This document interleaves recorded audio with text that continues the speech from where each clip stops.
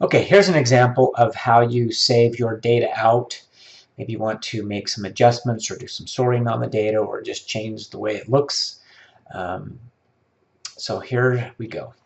Number one, I've opened the normal CSV file, which is a comma delimited file.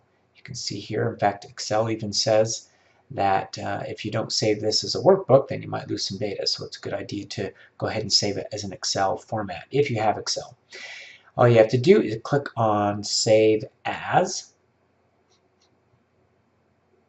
and you can go ahead and change the format now, instead of from a CSV to an Excel workbook. And I'll just call this Test 2. Okay, once it's saved as an Excel workbook, then you can go ahead and make any adjustments you want to it.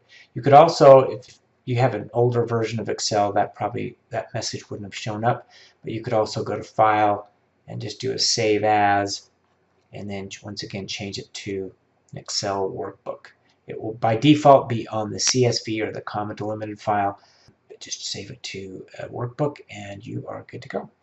So let's go back here. You can see real quick, I've just saved it now, so you can do whatever you would like. Let's say you want to get rid of the country column.